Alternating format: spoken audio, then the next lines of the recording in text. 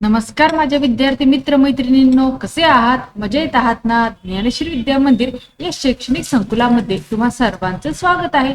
विद्यार्थी मित्रांनो, तुम्ही आपल्या ज्ञानेश्वरी विद्या मंदिर व स्वामी समर्थ ई लर्निंग या युट्यूब चॅनेल्सला सबस्क्राईब केले का? जर सबस्क्राईब केलं नसेल तर लगेच सबस्क्राईब करून घ्या व सबस्क्राईब समोर जे नोटिफिकेशन आहे त्याला हिट करा, जेणेकरून आपल्या चॅनेलवरती अपलोड होणारे नवनवीन शैक्षणिक व्हिडिओ तुम्हाला पाहायला मिळतील. विद्यार्थी मित्रांनो, आज आपण पाहणार आहोत श्रीराम नवमी विषयी माहिती. काय पाहणार आहोत? श्रीराम नवमी विषयीची माहिती. तर चला पाहूयात. श्रीराम नवमी हा हिंदू धर्मातील अत्यंत पवित्र आणि महत्वाचा सण आहे. हा सण भगवान श्रीराम यांच्या जन्मदिनाच्या निमित्ताने साजरा केला जातो. प्रत्येक वर्षी चैत्र महिन्यातील शुक्ल पक्षाच्या नवमी तिथीला हा उत्सव साजरा होतो. हा दिवस धर्म, सत्य, कर्तव्य आणि आदर्श जीवनाचे प्रतीक मानला जातो.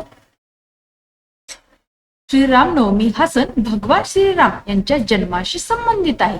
राम हे अयोध्येचे राजा दशरथ आणि राणी कौशल्या यांचे पुत्र होते.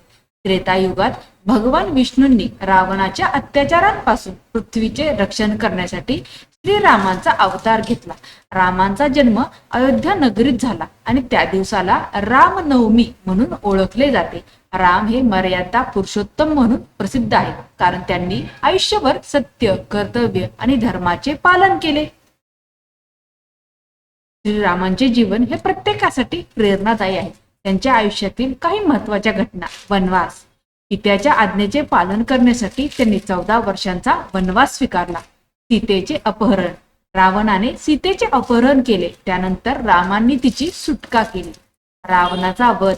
रामांनी रावणाचा पराभव करून अधर्माचा नाश केला. राम हे आदर्श पुत्र, आदर्श राजा, आदर्श पती आणि आदर्श मित्र होते. त्यामुळेच त्यांना मर्यादा पुरुषोत्तम म्हटले जाते. श्रीराम नवमी हा केवळ सण नसून धार्मिक दृष्टिकोनातूनही अत्यंत महत्वाचा आहे. या दिवशी भगवान रामाची पूजा केली जाते आणि त्यांच्या जीवनातील आदर्शांचे स्मरण केले जाते.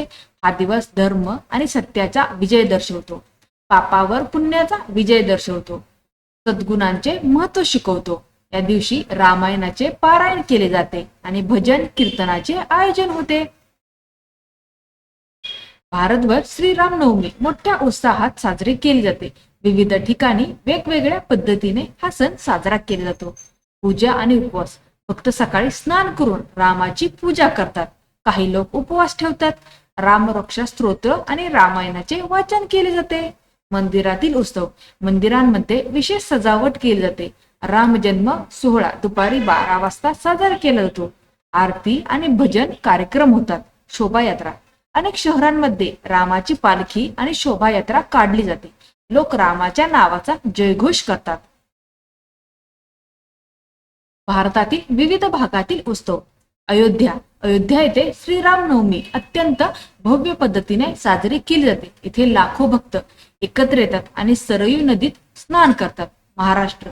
महाराष्ट्रात राम मंदिरामध्ये कीर्तन, भजन आणि राम जन्म सोहळा मोठ्या भक्तिभावाने साजरा केला जातो. दक्षिण भारत.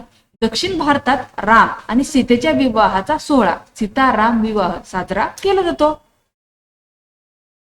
रामनवमीच्या दिवशी रामायणाचे वाचन विशेष महत्वाचे मानले जाते. रामायण हा एक महान ग्रंथ आहे, ज्यामध्ये श्रीरामांच्या जीवनाची कथा आहे. यात धर्म, कर्तव्य, प्रेम आणि त्याग यांचा संदेश आहे.